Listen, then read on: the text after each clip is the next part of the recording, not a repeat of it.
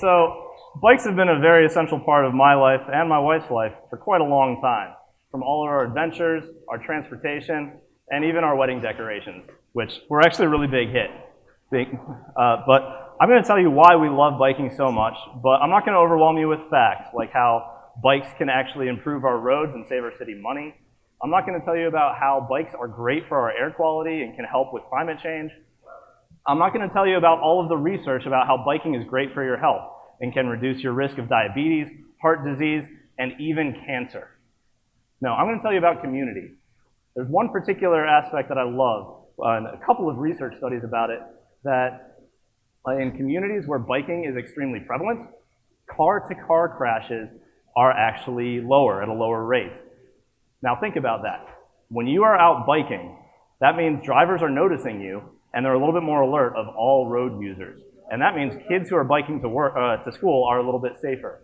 And drivers are a little bit safer, all because you are on your bike. Now, I find this fact to be immensely fascinating.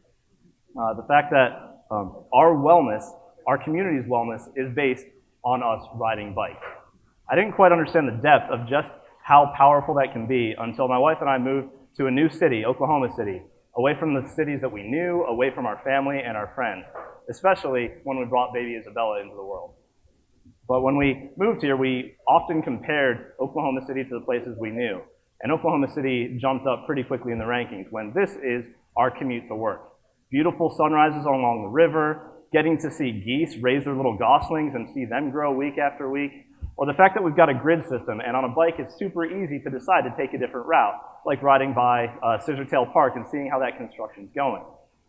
And it really built in a sense of pride seeing these projects develop and how the city invests in itself. Going by Myriad Gardens, I may not have known what was going on, but hey, why not take a little detour? And lo and behold, a local musician playing for kids and families alike. I also discovered there that cycling shoes are definitely not dancing shoes. But more than that, it's about people. This is Jonathan. He lives in my neighborhood, and I met him while he was out on his bike, and I was on my way home from work. We did a few laps around the neighborhood together, and I was a little bit late for dinner, but our relationship was built. Now this is Jackson and his friend Jack. I can always count on them being outside in the afternoon, and they've gotten to know me just from seeing me on my commute home. So much so that they now love to race, and they won't tell me where the starting line is or when the starting gun goes off, and they always beat me to the stop sign. Not sure how they do that. More than that, though, raising Isabela has taken a lot of mine and Jenny's time, and our community that has built up through biking has been happy to make sure our dog has plenty of attention as well as do some yard work for us. It's been great.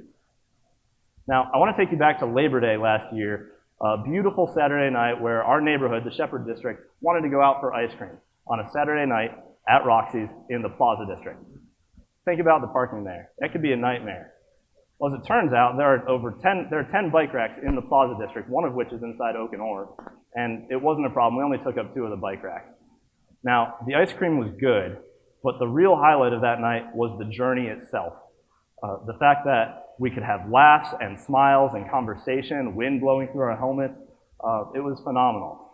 And this particular moment right here, where Jackson notices a woman walking her dog, he shouts out, "Hey, I like your dog. I like your German Shepherd." She responds, "I like your bike." That little moment, that positive connection between strangers was enabled because the typical barriers of transportation weren't there. The fact that we were able to not just go from point A to point B, but to be fully immersed in the magic of everything in between on a human scale. Fully immersed, fully experiencing it. Bicycles. Now, the ride home was even better. We were a little bit hopped up on sugar, sure, but smiles continued even more. When we got to OCU, I don't know how many laps we did around the Miss America statues, but it was great. It's the sense of pride that biking has enabled for us, the sense of community and togetherness that make me really proud to call Oklahoma City home. So much so that on the board of Bike Oklahoma, I've been lucky to work with legislators. With Jason Dunnington there, representative for District 88, we've actually passed 4 significant bills to make Oklahoma State a really bike-friendly city. 2 of those bills put us in the top 5 states in the country. So I want to invite you, all of you, to join me on a bike ride to a restaurant, to school with your kids, or even just a few laps around your neighborhood to really experience firsthand how biking, your mode of transportation, can bring joy, build community, and foster love for your city. Thank you.